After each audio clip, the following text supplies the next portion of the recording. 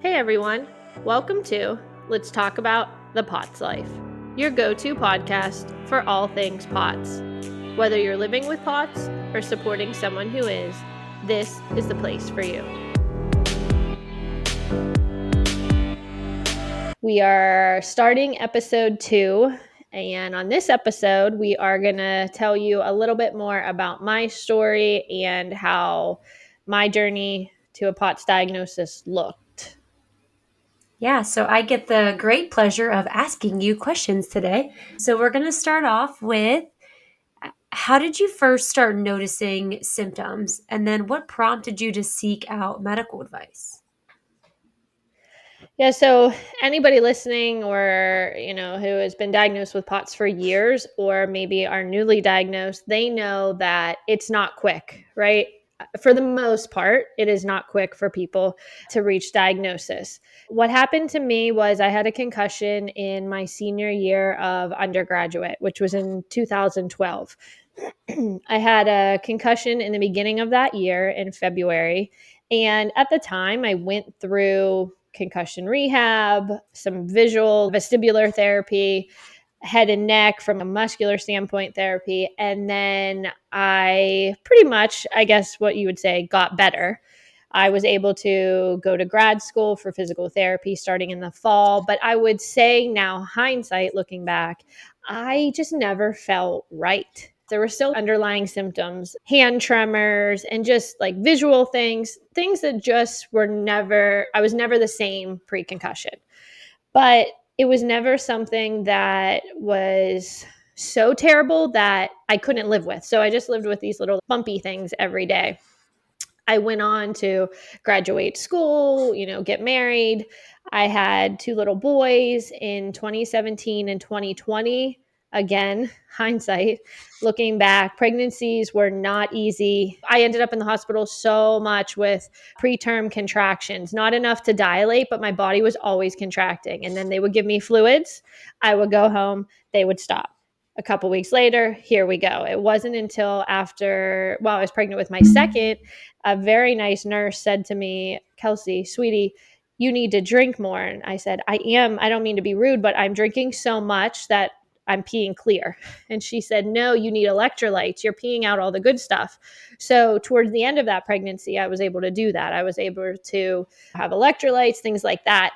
And then after the birth of my second is when POTS like really the wheels came off. But in those 10-ish years in between, I mean, in and out of GI appointments, colonoscopies, endoscopies, neuro appointments, headaches, migraines, a bunch of little symptoms. And from each specialist viewpoint, I was quote unquote fine. I was normal. There was nothing screaming to them that was wrong. So I was seeing a bunch of different providers. I mean, ER trips and chest pain and high heart rate. There was all these little things, but it wasn't until I had my second son in July of 2020. And then coming into the end of that year, it was like the wheels were falling off. I was starting to get PVCs. And then into the new year of January 2021, I had reached my max of something is not right. So it wasn't like just one day you woke up and you're like, something's wrong. It was like all these little things over time that you could just write off as, oh, I just had this today, or no one said it was serious. Yeah. Yeah. And I mean, being young, right? Anxiety, so many are told anxiety, Hmm. or, you're a new mom, or this is a stressful phase in life. You're graduating grad school, you're planning a wedding. There were all these things that I just not made excuses, but I was like, oh, they must be right. Because there was nothing on paper. POTS isn't, we do a blood test and we see, oh, your number's abnormal. So, like, this is what it is. And everybody gets these symptoms different. So I just was like, you know what? Everybody's right. And at times you feel like it's in your head, but I just kept saying to my husband, I am aging so fast. My bones hurt. I could barely get off the floor to play with my kids. And I'm like, what? I'm barely over 30. What has happened to my life? And that just goes back to that patient advocacy. So once you knew that something was wrong, what initial steps did you take to get a resolution? Yeah, you're so right because people ask me all the time, what would you tell somebody who has all these symptoms and what could they do? And I say, just keep pushing. You know your body. If something isn't right or it doesn't feel right, maybe that provider wasn't it. And you look to see another one, till you feel like you have exhausted all options. I knew when I started getting what's called PVCs. So they're extra heartbeats. Being in healthcare, I knew what they were, but it was the height of the holidays and I have two little kids and I was like, I'll just wait. I'll just wait. So I put it off till January. And then one day I guess I had seen cardiology at this point. I knew the PVCs probably needed addressed. So I went, I saw cardiology, you know, did all the Holter monitors, the heart monitors, and they came back and said, yes, it's PVCs, but there's nothing to really do about those unless they become unbearable. They're kind of these extra heartbeats. They should, get better or like start to slow or keep us posted. So no medications, nothing was done. Then I would say maybe 2 months into the new year, I was carrying a laundry basket up 2 flights of stairs. So from my basement to the first floor, then up to my kids' room. And my husband was giving the kids a bath, and I made it to my son's room. And like I dropped the laundry basket, and I knew enough being in healthcare that I had to get my feet up the wall because I felt like I was going to pass out. And that was like my final straw of these 10 years that, okay, something's not right. Like you shouldn't Mhm. feel like at 30 that you're going to pass out. That made me contact cardiology again, and being in healthcare helped me because I knew the right words to say. And then I took my own vitals and I'm like, hey, I always say the more concrete data you can provide versus like objective versus subjective helps, I think, put the pieces together. So by doing that, I said, look, this is what I'm seeing. And they ordered a tilt table from there and then failed the tilt table and was formally diagnosed with POTS. What were some of those facts that you said you checked because you knew you're in healthcare? Not everyone listening is going to know what to check. You're going to Right. call and say, something weird's happening. Help me. Yeah. What were some Right. things that folks at home could, look at these tangible items that you talked about? Right. So if you are new to all of this, but you have these type of symptoms, there's something called a poor man's tilt table. So that's you could do vitals at home. A lot of times I think the vitals have to be taken the right way. So a lot of times they'll do something just called orthostatic. So you're lying, they take your heart rate, blood pressure, you're sitting, same thing, you're standing. But POTS, yes, it can have that like quick effect, but you also need to see that sustained change. So, what Mhm. I recommend for patients or others, app users, things like that, I say lie down flat. It's usually best to do it like morning, midday, and night, but you want to be lying flat. Morning, that's like your most accurate resting heart rate because you've been laying all night. So, I have them take vitals lying down, and those vitals include heart rate and blood pressure. And then I have them immediately sit up, take the same thing with their feet flat on the floor, and then I have them take it standing. And I typically add in like an immediate, a 1 minute reading, a 3 minute reading, a 5 minute, and a 10 minute reading. And is every time, every POTS patient's a little different. Do we all have the skyrocketing heart rate? No, not necessarily. And you might not catch it on one day, but you catch it on if you do it for a few days in a row and you kind of compile this objective data. I just think it's the best thing to help you. Not that you're trying to convince the physicians, but they might not be able to catch it right in office. So if you go with more objective data, I think it helps. Oh, 100%. It's just that the more you know, the more you can help advocate for yourself. So true. So true, especially for this. Absolutely. And then, so you already kind of talked about this, but what were some other challenges that maybe you faced in just getting that accurate diagnosis to know, hey, this is POTS? Right. I think I don't know the actual statistic, but I know it is many POTS patients will cycle through many Mhm. disciplines until they reach like this formal diagnosis. So my story is a little different in the fact that of 2021 things escalated quickly and I was able to get a tilt rather quickly, but those 10 years of, okay, GI, could it be a gallbladder? Could it Mhm. be, I have celiac disease, but I was diagnosed young, shortly after my first birthday. I knew it wasn't a celiac thing. I knew, okay, I eat 100% gluten free, like that can be ruled out. Advocating for myself from a GI perspective, or they would say, oh, it's post concussive, long concussion, Mm. something or other. And I'm like, no, this just something feels different. And I felt like the closer I got to the 10-year mark, like symptoms were Mhm. just piling that much quicker. And any thoughts about your journey on how far you had to travel to get someone to listen to you and finally get that diagnosis? People ask me that often because I think it's somewhere around 60 to 100 miles patients have to travel. That's probably just on average. It's probably well beyond that in some areas that patients have to travel to get to where they're going, or to a provider who's knowledgeable, Mhm. which is so sad that's the case. I was lucky in the fact that cardiology was able to order the tilt, but I'll be 100% honest. After I was diagnosed, they called and they said, okay, you have POTS, which I knew during the tilt. Mhm. He was like, you failed, you have POTS. I'll contact your physician.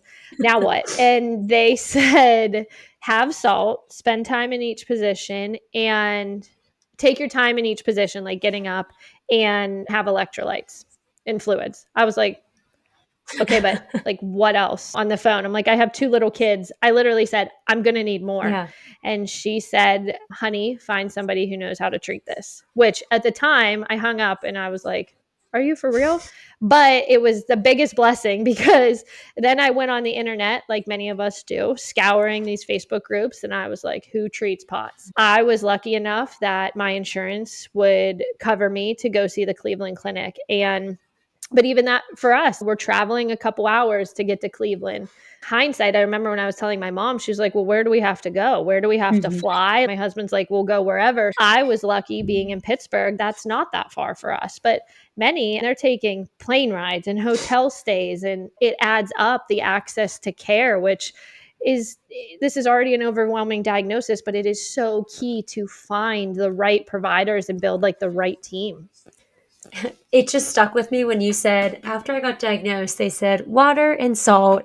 And I just have to think back to how many folks can relate to that they got a diagnosis Oh, of celiac, or, hey, you need to move your body more, lose weight. And the doctor's yeah. recommendations are eat broccoli. And it's just, yeah, you just need more as a Like that's human. not Yeah. it.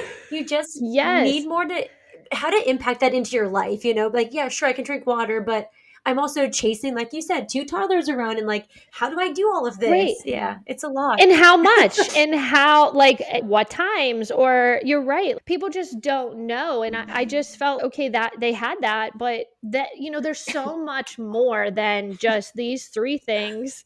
I say POTS treatment is like making soup, right?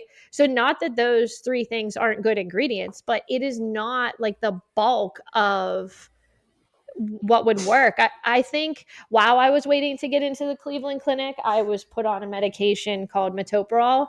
And I mean, hindsight, now knowing so much, I already have very low blood pressure. I should have just said no, but I have this high heart rate. I have all these PVCs. So they're like, you should try it. Well, within 2 or 3 days of trying it, I could barely get out of the shower and I crawled over to the steps and I said to my husband, we have to go to the ER. He was like, what? I'm like, Kel, I can't get off the shower floor. Mm. And then I get to the ER and my heart rate's in the 40s and my blood pressure is so low too. And they're like, you can't take this.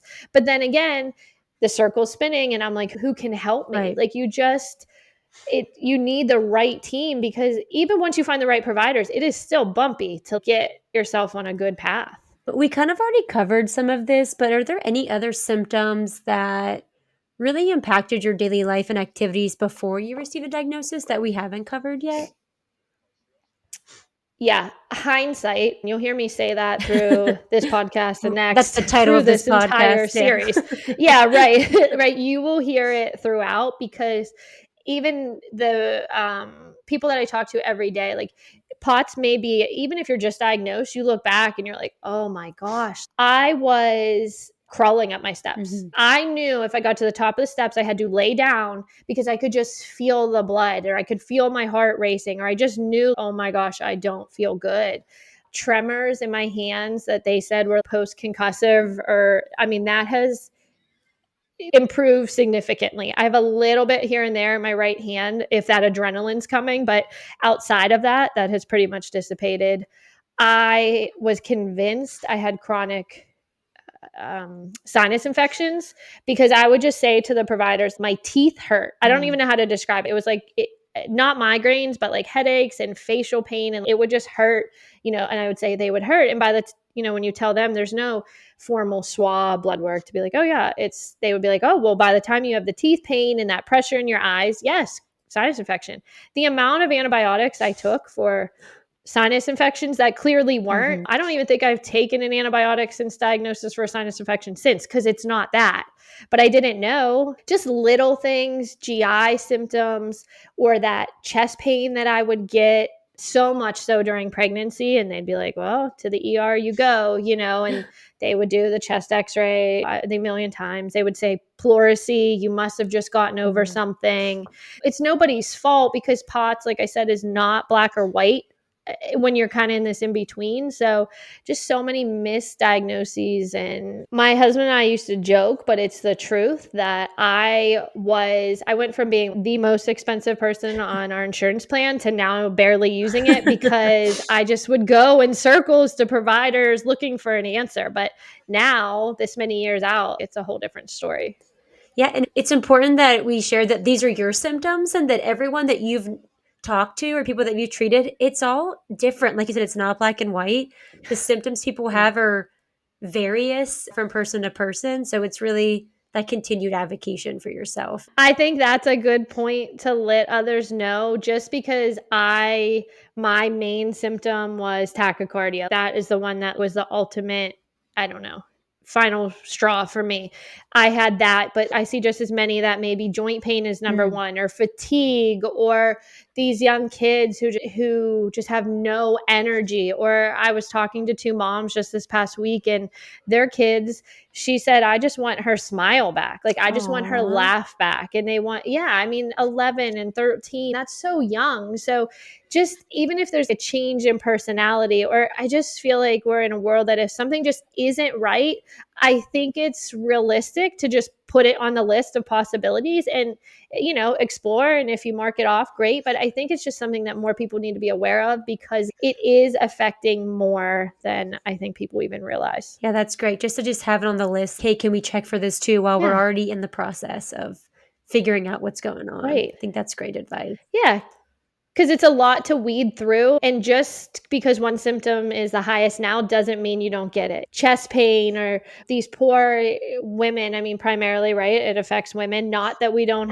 see it with men or have users on the app that are men, but I think they're just so quickly Mm. labeled anxiety. And then they're giving some of these anxiety meds that, I'll be honest, there are some out there that just don't agree for whatever reason with POTS. And then it makes symptoms worse. Which is not what you need when you're trying to find help and a diagnosis. No. No, and you already feel crazy. When I Yeah. hung up with my first visit with the Cleveland Clinic, I shut the computer and I burst into tears. And Kale was like, "Why? What are you crying? Like, it was so good." And I'm like, "I just feel validated." Yeah. And that's what I hope this podcast, the POTS Life app, what we're working to give is just to give people, not that you need validation, we believe you, but just give you a place where you can relate to and just feel like a little less crazy. Yeah. That's where we're here to help with that. We're here to help with that. But it's true, just to give you a place to get real life info, and hopefully a easy to listen to space, and you can learn as we share more along the way. And you've mentioned him a couple times, your husband Kale, and how he supported you and your mom in this journey. What role did Yes. friends and family really play with your diagnostic journey? I mean, in the beginning, I would not have survived without Kale helping, and my parents, and really just picking up the pieces where it's overwhelming. I have two kids. A lot of this hit during COVID. So I was home and my husband was working from home, and they wanted to go play out. My older one wanted to play outside. So I would have to scoot my bum down the steps, and Kale would carry the baby, and I would sit outside, and then I'd text him after his meeting and I'd say, okay, we're ready to come back up. And then he would come up, I would crawl up the steps, and then he would bring the baby up. So I was doing just enough to survive. And they would also tell you that, I mean, Brit knew, but it was a very small group Mhm. that knew that I had POTS when I was first diagnosed because I look fine, Right. right? And that's like maybe the most frustrating part that we'll tackle in future episodes, but you look fine. So I didn't really tell anybody until the Cleveland Clinic article came out. And Kale would say, you went from telling 3 people you had POTS to telling the world. But you just feel, I don't know, it's vulnerable to open up to that. So they helped me, I think, one, picking up the pieces with my kids and helping me something so simple like decorate for the holidays. And my mom, we were just having this conversation this past week. My first year that I was diagnosed, I couldn't, my husband was traveling and I was just beside myself. I couldn't get my Christmas tree up myself. I was crying. My brother came over. He helped me pull it out of the box while Kale was traveling and to get it up. Just this past week, I know, crazy thinking about Christmas, but I was pulling boxes down from my attic and over my head, climbing up steps.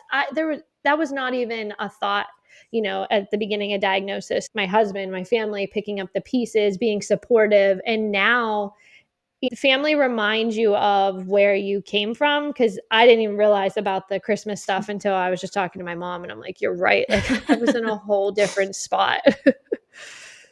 Yeah, and it's so fortunate that you had such a great support system to help you in this journey, and we just hope that everyone else has Yeah, someone yeah. they could lean on. And like you said, you didn't tell folks at first that like, "Hey, I had this diagnosis." When you first told me, I was like, "What is POTS?" I had never What is even that? heard of it. And so you get a lot of that too with this, something that's not very common at that stage is Yep. then you're just constantly explaining to other people, "Oh yeah, these are my symptoms and What it it sounds crazy, but is. here's what happened." Yeah. Yeah, and people say, I mean, the amount of times I'm sure somebody will relate, "Well, you look good." Right. Well, great, Thank but, like, you. you didn't see Yeah. me. Yeah, great, I'm glad that I appear that way, but I always say to, a lot of patients in my office, I wish I could take a picture of them day 1 Mm. because we all have that look, like, of pale and just, like, fatigue and just at our wit's end, right? And then where you end up by the end, it's just so different. Everybody remembers that like final moment before diagnosis that you just, whether a picture, Mm. mine was right before Easter. And if you saw my picture on Instagram, you'd be like, oh, her family's so happy on Easter. Meanwhile, I could barely get ready. I was the same color as my pale pink shirt. Like it was a terrible day, but that's not what you see behind the picture. Yeah, that's a great point to remind us all that what we see is maybe not what people are Is the not, yeah. reality. Yeah, for sure. Yes, it's so true. And giving yourself grace because that's okay that it's not, and not everybody has to understand, but you gotta find some hope, you gotta keep going. Absolutely. And that's a great segue to looking back. What advice would you give to others who are just navigating their path to diagnosis? I would say keep pushing, find the right team just because it's not, maybe you got diagnosed like me from a specific cardiologist, but that doesn't mean you can't find a better team. I would also say that, and we will touch on this in future episodes, but it is a giant recipe. You need multiple different ingredients. There's just no, we're all looking for it, right? That magic pill. POTS, unfortunately, does not have that magic pill, and it takes a lot of fine tuning and ingredients to find the right treatment plan. But that is where the POTS life comes in, and the Hmm. more we share, and we're really hoping to be a piece of that recipe to help you just get back on track. There is hope. You can feel better, and we're here to help you get there. The fact that you used recipe and there's not one pill just makes the dietitian in me just like spill with joy. So That's your happy. analysis. It is. I got all my POTS analogies. I love it. That was fantastic. And that is all the questions we have today. That's a wrap on Kelsey's diagnosis. We are happy to share more of her story moving forward with our next episode. So come back and join us next time. We'll see you next time.